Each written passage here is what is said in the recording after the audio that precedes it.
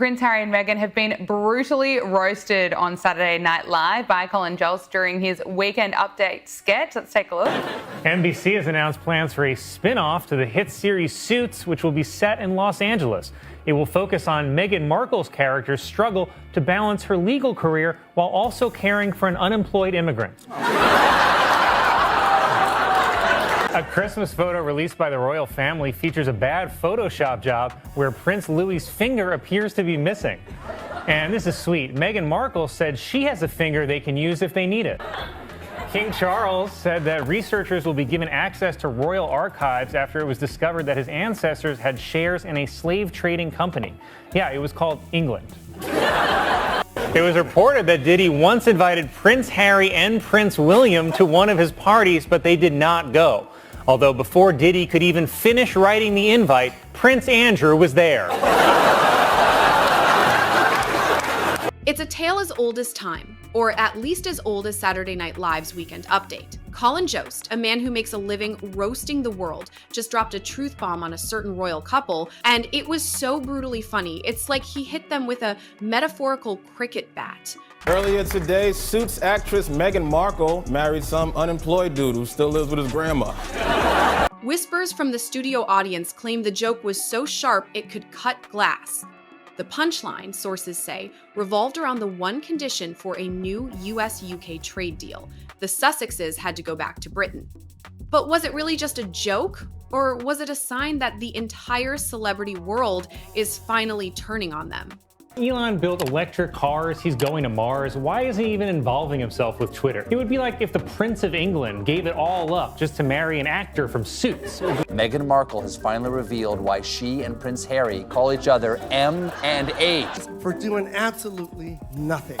See, I didn't know who H was. At the time, I just loved his Insta feed.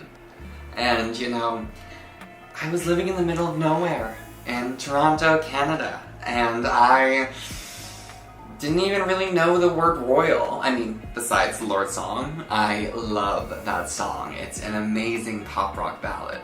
And he'll say M and you'll say H and your friends say M and it just is a thing. It's a thing. And do you both love it? Yes, and I like nicknames a lot. What could it be? A mystery for the ages. Yeah, they were very worried about their safety, The joke wasn't an isolated incident, it was the comedic equivalent of a dam bursting. For years, this duo has been a protected species in Hollywood. No one dared to publicly poke fun at them. It was a no-go zone, a sacred cow you didn't touch. But Colin Jost's jab wasn't just a simple one-liner. It was an opening shot, a signal to every other late-night host and stand-up comic that the rules had changed. It's like the court jester finally got permission to tell the king what everyone else was thinking. Switching gears, Meghan Markle just announced her new lifestyle brand called As Ever, which is a little confusing because it used to be called American Riviera Orchard. This is true. And before that, it was called The Tig. Yes, confusing. But it's like, you know, it's like food, beauty, wellness, home decor. This is branding, life branding stuff. So we understand it can be hard to name your brand. Do you guys see this? Meghan Markle announced that her As Ever product line sold out in under an hour. It's strange when you marry a prince and you're the breadwinner of the family. Meghan was excited while Prince Harry was like, what the hell am I going to do with 3,000 cases of wildflower honey? So, what happened in Hollywood that finally gave comedians the green light to roast the self-proclaimed victim? Rumors say it all started with their Netflix docuseries. You know, the one where they demanded privacy by inviting cameras into their private lives. Comedians watched it with a mix of disbelief and professional interest, knowing that every contradiction was a goldmine for material. The endless talk of vulnerability while they were sitting in a multi-million-dollar mansion was simply too rich to ignore. The irony, some say, was so thick you could slice it with a knife. For a couple that wants to be left alone, they sure do spend a lot of time on camera, but that wasn't the biggest hypocrisy that caught the attention of every comic in town. I had no idea how racist they were. It's the royal family. They're the original racists. The irony is earth-shattering, isn't it? Harry and Meghan, the Duke and Duchess, of gaslighting themselves. The entire show is a cynical attempt to manipulate viewers into questioning their own recollections of reality. And if we learned anything at all from the first 3 hours of this $100 million wine-a-thon, it's surely that this dismal duo wouldn't know the truth if it smacked them around their smug chops. If you came up with the biggest hypocrisy that comedians just couldn't ignore was the constant flip-flopping. One minute they're crusading for the environment, and the next they're jetting around the globe on a private plane. It's the kind of behavior that makes you scratch your head and ask, wait, what's going on here? One minute they're all about healing and finding their truth, and the next they're on a podcast revealing family secret. A comic friend of mine calls it narrative whiplash. It's like they have two separate scripts and they just randomly choose which one to read from on any given day. the picture of an annoying, insufferable white woman, it would be Meghan Markle, even though she's not white. They're so racist. They wanted to know how brown the baby's gonna be. I'm like, that's not racist. Because even black people want to know. The American hussies he's hooked up with. She's come to turn him into a Kardashian. That little American hussy has ruined my prince. Oh my God, I can't even. These two, Meghan and Harry, are the worst. But the most baffling thing, allegedly, is their obsession with brand names. The whispers around Hollywood are that their brand is a complete mess. It used to be the TIG, then it was American Riviera Orchard, and now it's As Ever. The jokes just write themselves. It's like they're a band that changes their name every month, never able to stick with a single identity. One comedian put it perfectly. They're trying to build a lifestyle brand, but their lifestyle is running from one controversy to another. It makes you wonder what their brand is even about. Wellness? Justice? Or is it just a brand built on constant confusion and self-promotion? It's all a little confusing, and some say it's a strategy to keep us on our toes.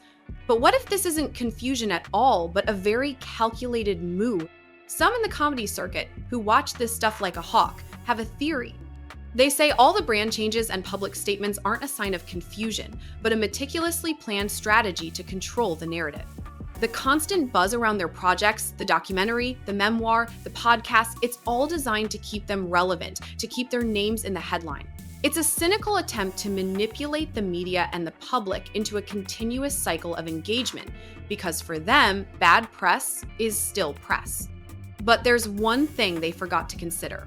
When you play this game, you make yourself a target for everyone, especially the ruthless world of animation. Enter South Park. The infamous Worldwide Privacy Tour episode wasn't just a parody, it was a character assassination delivered with surgical precision.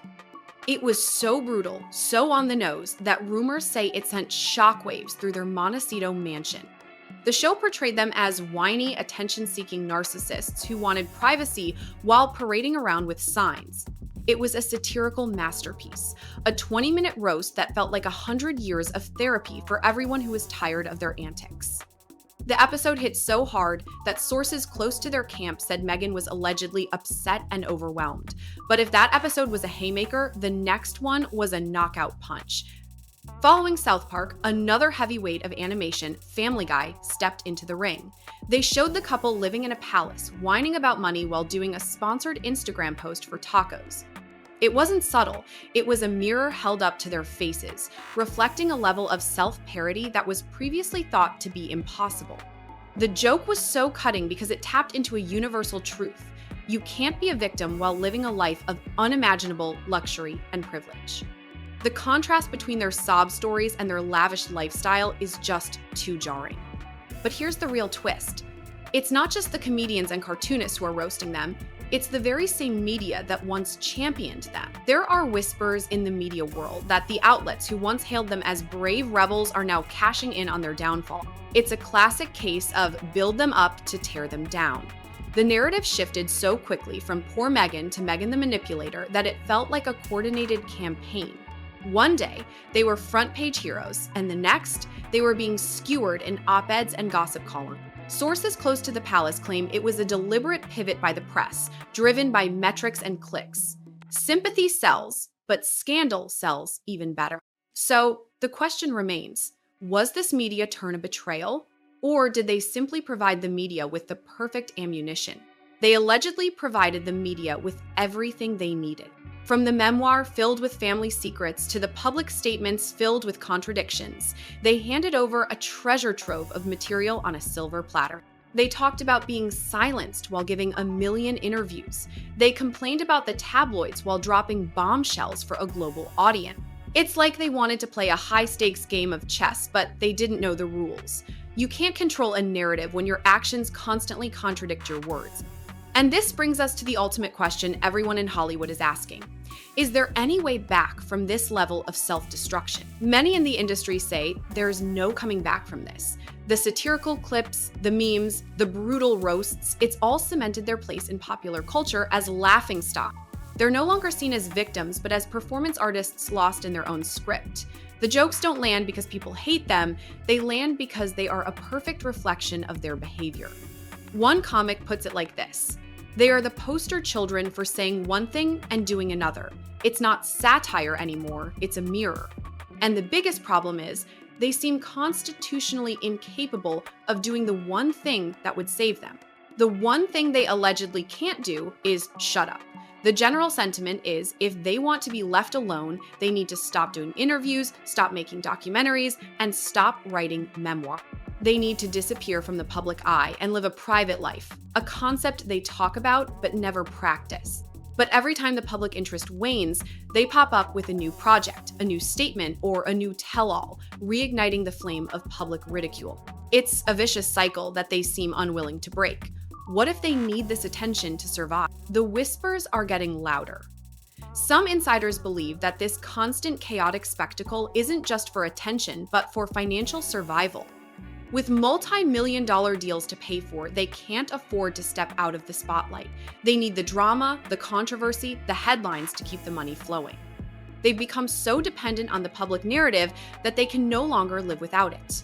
They're like a high-wire act with no safety net, and the only thing keeping them from falling is the endless stream of content they produce. But what happens when the content runs out and the public stops caring? The consensus among comedians and media pundits is that the public is already getting bored. The well of sympathy has run dry and the jokes are becoming redundant.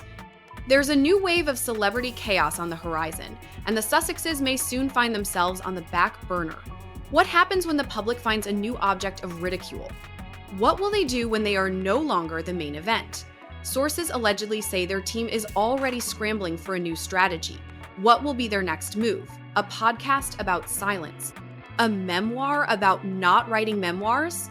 They are in a full-blown collapse into self-parody. They had the world's sympathy, and allegedly, they threw it all away for fame, money, and control of a narrative that has now completely turned on them. The truth, as they say, always comes out, and in this case, it's being delivered one brutal punchline at a time. The royal circus isn't packing up anytime soon, and as long as they keep giving the public reasons to tune in, they will always be a punchline. But what if the next punchline isn't funny at all?